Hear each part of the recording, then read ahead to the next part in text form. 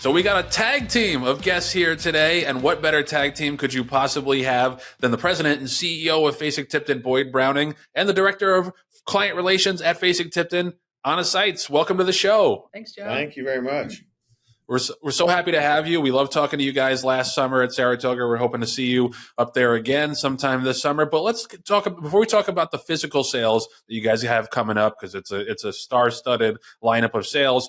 The digital sales is something that I think that you guys have really been on the forefront of, and we keep seeing those platforms grow across the sale industry. But you guys were really, I think, the first ones to step out and start doing that. Can you talk about the benefits, first of all, of hosting a digital sale, and just the response that you've seen from the industry to the point where now you pretty much have one every single month?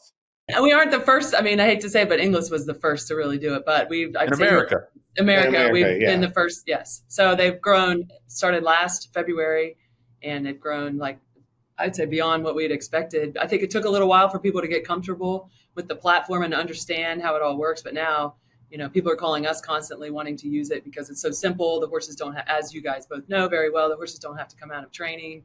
The mares don't have to leave the farms. It's just such an easy platform to use, and we try to make it pretty simple for both the buyers and the sellers on our website. Yeah, and I think that clearly a couple of things that we were looking for in the digital space was to create liquidity. We all know that traditionally the markets have been pretty set, and really there was like three cycles. You had 2-year-old sales cycle, you had yearling sales cycle, you had a mixed sales cycle. And, at times there's needs to sell horses that don't fit into that traditional calendar slot. And the digital platform has certainly created liquidity for all types of horses. And the other thing is it's a natural setup when you have an update, when you have something immediate, when you have a horse that jumps up there and creates a sense of what I refer to as currency. There's nothing like a current horse. When people say, hey, I just saw that horse run a couple weeks ago, whether it's the horse itself, whether it's his or her dam, half brother, half sister, something along those lines. So those are really two of the key components. And traditionally, the other segment of the market that we really tried to tap into was the horse of racing age segment.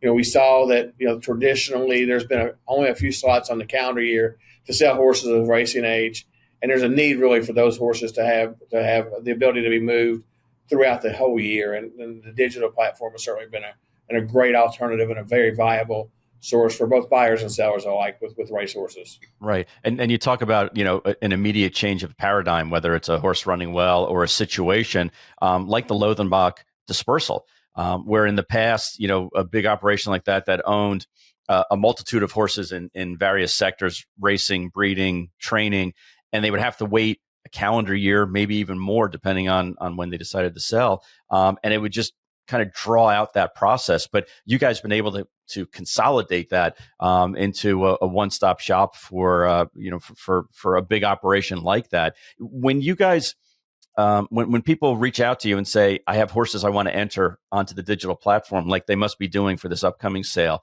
is there something in particular that you're looking for in order to kind of whet people's appetite? Really, I think we're looking for quality and or quantity. I mean, you just want to make sure that when you look at the pedigree or you look at the race record, that you feel like there'll be viable interest in the horse. And we'll clearly sell horses and the next sale that we have for $7,500 to $10,000, and we'll hopefully sell horses that for $300,000, $400,000, $500,000. The most recent sale we had a sales the highest price we've achieved was $660,000. So it's really just horses that make sense, whether there's a need and a demand for that horse. And it's kind of a gut reaction, but you just want to make sure, to create value for the seller and to make sure that we're doing the right thing, that we think that the horse will fit and there'll be legitimate interest in that horse. Right. And you guys have been so successful in the digital sale. And then Anna, what would prompt you guys to have something like a flash sale for like a one-off? A really good horse that maybe breaks his maiden impressively, a horse that's going to be pointing for a big stakes race, the dam of a horse that's current, and maybe there isn't going to be another digital sale for another month, and they want to sell that horse right now because they're willing to sell before the next stakes race. So it has to be something very current and very exciting that's going to want to get a lot of buyers to go after it right away. Well, that teased me up for my next question because we're going to get ready to have a little bit of an announcement here. Some synergy between Mr. John Green and Len Green and DJ Stable and Fasig Tipton for a flash sale coming up. Boyd, I'll toss it to you. And then, John, if you want, you can follow up. What's the next flash sale and why do I care so much? I guess must have a relation to my co-host. Well, I think we're very pleased and honored to have the opportunity to sell a very exciting 2-year-old colt named Mensa.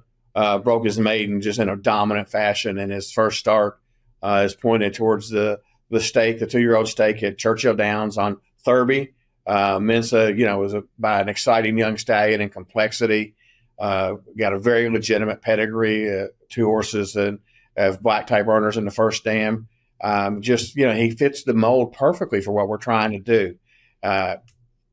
Gives a man or a woman or a couple or a partnership or whoever it happens to be immediate action in the most exciting weekend in North American racing, bar the Breeders' Cup, and whether the Derby or the Breeders' Cup is more exciting, we're going to be politically correct and say one of the 2 most exciting weekends. But it's an unbelievable opportunity to have one of the favorites for an important stake race on a Derby undercard. So it's a great scenario.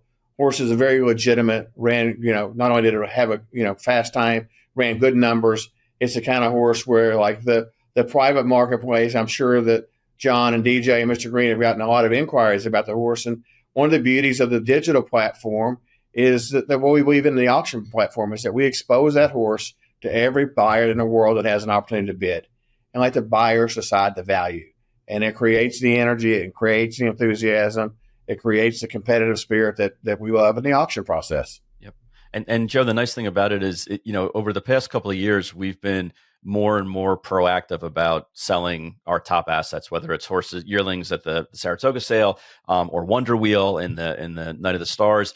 And we're letting the market kind of dictate exactly the value of the horse. And yes, we buy a lot of good horses, but we're also business people. And we have to recognize that there are opportunities to take advantage of the marketplace. And this is one of them. I mean, obviously, if the horse doesn't bring what we collectively agree, he'll run in our colors and be one of the favorites, if not the favorite for the Kentucky Juvenile race. But it's a situation where, people see that we win with a horse first time out.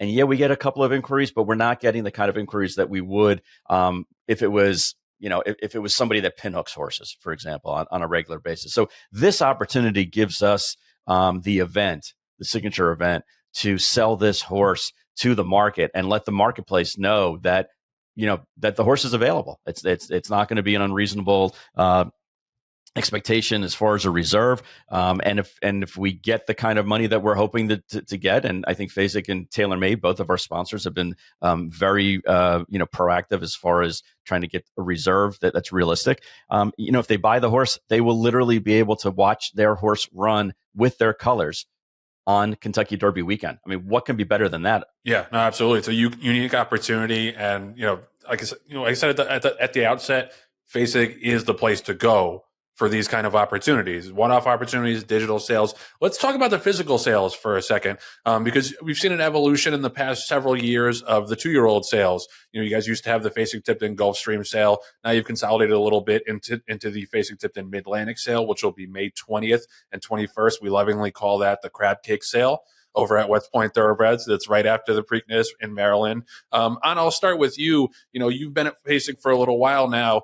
How have you seen that sale grow to the point where we've seen so many flashy numbers, multi-million-dollar horses to come out of that sale and win Grade 1 races? Like, what has the effort been like to get that sale to be as important as it is now? I think a big selling factor for that sale is it's on dirt. It's the May sale and the June sale are the only 2-year-old sales on dirt, which makes a lot of people feel very comfortable. They know what they're getting when they can watch the horse breeze over the dirt and watch the horse train over the dirt. So I think that's a big factor, but we have buyers coming from all over the world that now that maybe didn't used to point for this sale, because that's a big reason they say that they want to come to it. So I think they're like last year we sold Mage was a Timonium graduate, wins the Kentucky Derby. So it sounds like we have a lot of people teed up to come up to the sale. It's fun. Like you said, it's right after the Preakness. Baltimore's fun. There's a lot of nice restaurants. You can go to the races, go to the sale. So it kind of all works really well together. So everybody sounds like they're ready. They're just waiting for their catalog to arrive. It's up online, but they'll be shipping out this week. So it sounds like we've got a lot of buyers coming. Yeah, Joe, let me interrupt. Forget the fun part. I was more interested in the fun. I think what's really helped the sale over the last 5 to 10 years is the tremendous success on the racetrack of sales graduates. Right. It's been a little who's who of horses that have had great success for a wide variety of trainers, and a lot of the top owners in the game have had great success at the Timonium sales. So it's, for probably 10 years ago, it was kind of like an afterthought. Yeah. And now it's certainly a mainstream sale that a lot of consigners point their very best horses to, and a lot of buyers say, that's where I'm going to go shop and try to buy my very best 2-year-old sales prospect. So it's, knock on wood, we'll hope that the success continues with the sales graduates. It sure looks like that, given the quality of horses that continue to go through that ring. And that's what really drives the sale is the quality of horses being presented, and then the results they're able to achieve on the racetrack after the sale. Right. And you guys have quite a few rooting interests the first weekend of May. Anna, you want to jump through some of those? We have in the Kentucky Derby, we have Sierra Leone, which is not a Saratoga graduate, the sale topper from Saratoga. We have Just a Touch. And in the Kentucky Oaks, we have Torpedo Anna. And Torpedo Anna or Torpedo Anna? Everybody thinks she's named after me because the owner is Brookdale Racing, which sounds like Brookdale Farm. It actually has nothing to do with my family, but I am rooting for her because she is very fast, and Kitty picked out a nice one. So we're rooting for her, and we have a couple other graduates in the Oaks. Well, we got another Derby entrance today. Grand Mo, the first, is a year-end sale graduate. It looks like he's going to run in the Derby as well. So well represented. And we'll also plug a little bit that we're also the Derby weekend. We're pleased to be able to sponsor the La Troyenne. It'll be the Fasig Tipton La Troyenne for the next 3 years. So we'll be very visible at Churchill Downs with races and sales graduates both. Yeah, I was just going to ask a quick follow-up on that, because it's not just the La Troyenne. You guys are also sponsoring the Locust Grove and the Florida Lee, so pretty much the 3 most important races for fillies and mares in the spring and summer at Churchill Downs. Was there a particular reason that you guys focused on the filly races to sponsor? The November sale. I know. Yeah. We always sponsor the filly races. Yeah. That's leading up to the Oaks down at the fairgrounds. We sponsor this series down there. We sponsor the races in New York with the Turf Series. So it's usually we kind of try and target those fillies so that we can sell them hopefully when they are ready to be sold. We like stakes winning fillies for sure, and mares. Yep. And Joe, what you don't realize is that Anna has in her office, she's got a whiteboard with and Anna, you can explain it better than I could, because obviously you have it there, but it's so cool because when they get a horse in the sale, it's like a little party. They basically ring a bell and start highlighting everything. How many horses are on that board, and what does it mean? Oh, I have tons. I probably have. Boyd started it, and it's just because you can put it right in front of you and you see all those horses' names and you can work on them, all year round. But it is nice when someone commits a really nice filly or mare to the November sale and you could check it off, because it's like, well, that's exciting because you've been looking at it every day and you have built, like we have built with you guys, John, have built a relationship with the owners. So when they trust us to be able to sell, it's almost like it's like family. So working with a family like that to be able to sell their nicest horses is pretty exciting for all of us here at Fasig Tipton. If they decide to keep a horse and not sell it, we got to draw a line through it. But that's okay. Can't get them. What about the skull and crossbones? What does that mean? we try to avoid those at all costs. And occasionally one will get the skull and the crossbones, and we don't like to talk about that. But it gives you literally it's kind of like your report card when you look up there and you see the circles of the stars next to the ones you've got, and then you say, right now, I'm saying to myself, we're in the middle of a yearly recruiting. We got a 2-year-old sale coming up. And I was literally staring at my board 30 minutes ago saying, damn, I don't have enough horses circled right now. I got to get to work. So, but it's still 5 months away or 4 months away, and 5 months away from the sale. Yeah. Sometimes one might be on the cusp, so I put it off to the side and hope that horse will graduate into being one that we really want to go after. So it is like a report card kind of tracking their progress. Yeah. And Joe, just for the record, the skull and crossbones doesn't mean that the horse is deceased. It means that it went to the other sale. Well, okay. I want our audience to understand that's right. Reeled it in from being too morbid. Exactly. Hey, I did want to ask a question though, all kidding aside, because I know you're in competition with the other sales companies, but there was a big announcement a couple of weeks ago, and Joe and I talked about it. We were like school kids. We were so giddy about the fact that all 3 the sales companies got together and hammered out a very difficult and kind of drawn out negotiated rule change on medications. And again, kudos to you guys for spearheading that. Well, I thank you for the kudos. I think it was certainly a collaborative effort amongst Fasig Tipton, OBS, and Keeneland. I mean, frankly, there are industry issues that are bigger than any one sales company, and there's things that we all have to do to improve the game. And I think that all of us that are involved in the business want to make it better. We want to improve it. We want to see long-term growth and long-term success in all aspects of our business. And clearly we've had some discussions with HISA last fall about, like, we have a lot of medication policies. We got a lot of testing policies in place. And periodically we've all sat down together and tried to review those and see what changes and improvements we can make in that. So we sat down on a series of conversations, a lot of give and take, a lot of discussion, a lot of really good discussion. And I think that the best news is that we were able to make some important changes to be implemented literally beginning in the July sale of the yearly sales cycle this year. But I think it also demonstrates a cooperative spirit amongst the three sales companies on a going forward basis to continue to monitor, to continue to see what changes are taking place within our industry and make sure that we're in tune with that and in touch with that. We get a lot more information. I think that we're all going to look towards, frankly, more scientific evidence driving some of those decisions. And I think that we all need as an industry to continue to pursue the scientific research, to be better educated, to know what are the effects of certain medications and what are the effects of certain procedures, and how do we continue to present a viable product in a fair and honest way to both buyer and seller alike. Yeah, no, I mean, that's just a quick follow-up on that. Very, very good explanation of how we got to this point. But where did you guys leave it with the other sales companies, with Keeneland and OBS? Is this going to be a continued collaborative process in terms of instituting unified policies going forward? Like, where are you guys at after that first, obviously, landmark announcement? Well, we've basically got an agreement on how we're going to proceed, starting with the yearly sale of 2024 for the July sale. I think that we basically have all made an agreement amongst ourselves that we're going to evaluate things literally at least on an annual basis. And if there becomes an issue that rears its head, like bisphosphonates a few years ago, I mean, that really was not on anybody's radar screen. And once there became a public education and outcry of, hey, what are we going to do on bisphosphonates? The three sales companies finally worked together quickly to address that issue. So I think that we're going to clearly get together basically on an annual basis, but we're not limited on an annual basis. If there's an issue that crops up next week, we'll see. We'll get together. The lines of communication are certainly open with Fasig Tipton, with Keeneland, with OBS literally on a regular basis. I mean, we can pick up the phone and we can call them. They can pick up the phone and call us, and we're going to all strive together to make sure that we create the best possible sales environment. And then we're going to compete below that. But we're going to do the right thing by the horse across the board and try to make sure that we're doing that. And then beneath that, we'll all compete like heck against each other. But the horse comes first.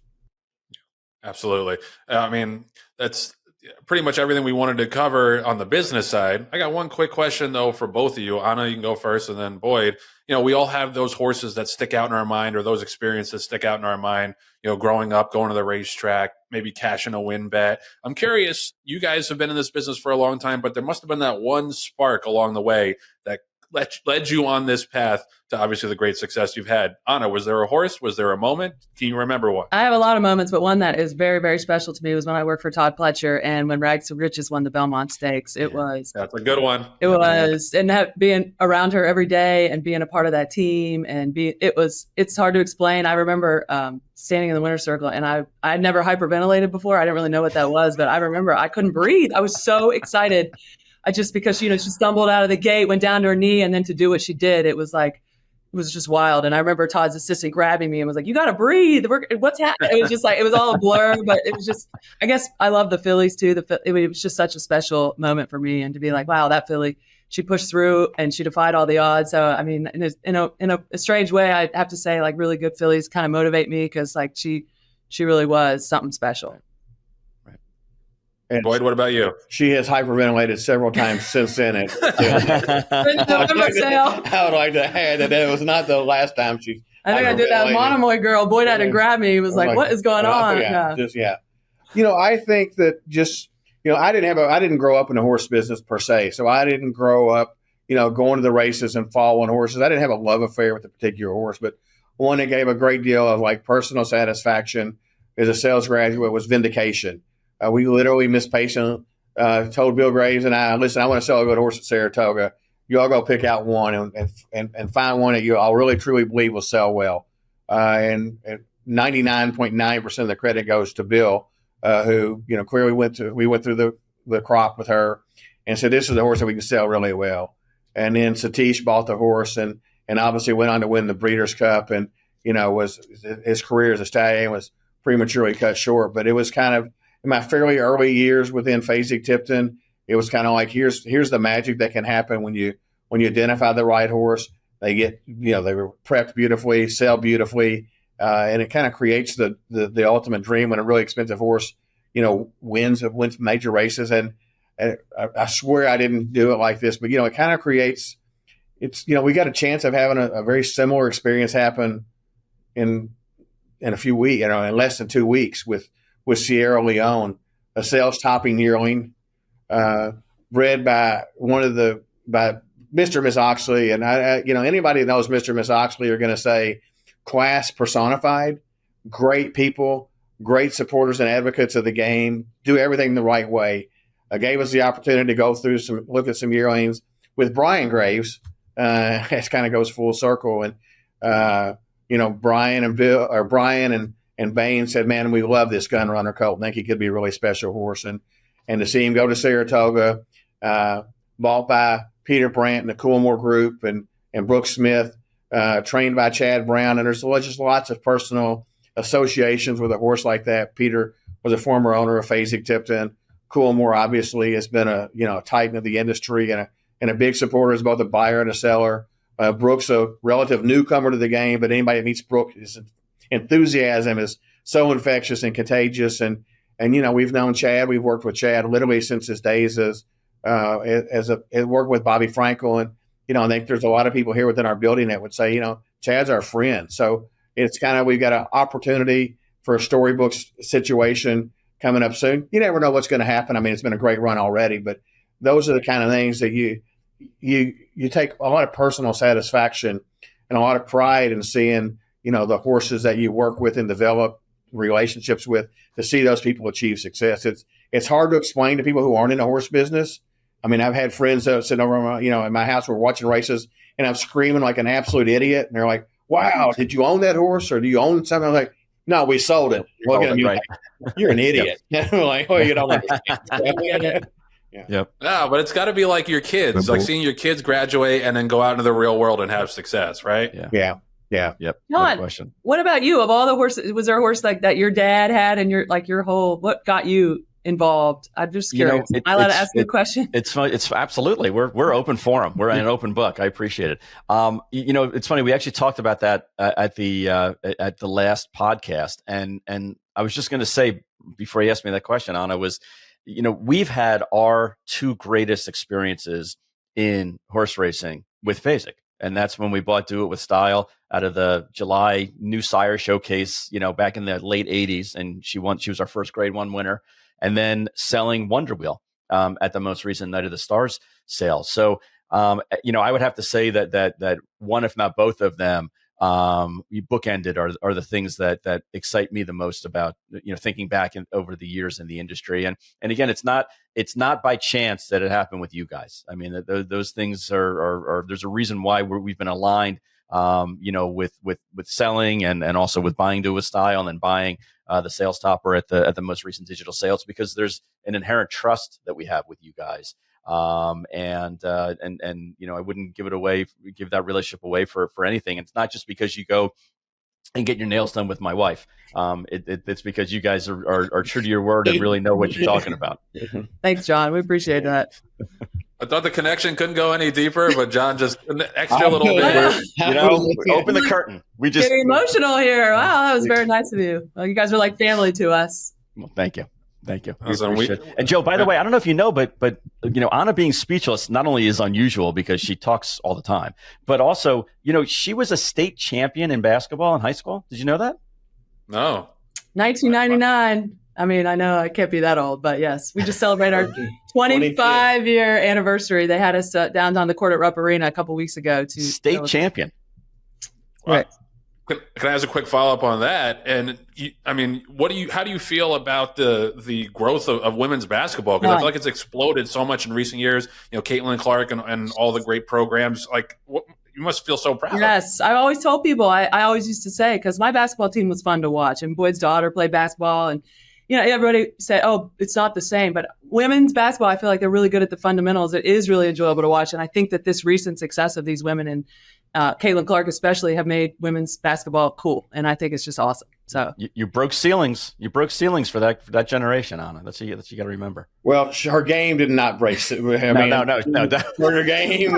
Her game. A lot of dirty elbows. But, it is amazing, and I think it's been it's hard. I'm a girl dad. I got 4 daughters, so I've coached a lot of bad basketball. I had some good players that had bad coaching and so forth. But when you look up and you see that the women's championship game outdrew the men's championship game, awesome. It goes to show you just how dramatically the world has changed, and it's really, really cool. It's really exciting, and I think that we're going to continue to see further changes and developments as we look at particularly amateur athletics moving forward, and hopefully the women's program will continue to grow, much like the soccer world has as well. Just like the Phillies, Kentucky Oaks. How big is it? See, I see what you did there. You went full circle, Anna. That was great. That's can't end it on a more perfect note than that. Boyd and Anna, thank you so much for coming on. Thank you for the sponsorship. Keep doing what you do. You guys are trailblazers in the industry, and we appreciate you through and through. Thank you. We're looking forward to selling Mensa. This is going to be a lot of fun. Yeah, goes live in a couple of days. Goes live soon. Yep. Yeah, check the page, get their website. Let's do it. Let's get him a good number. God knows he needs the money. He's number one. He's number one in your program, number one in your heart, right?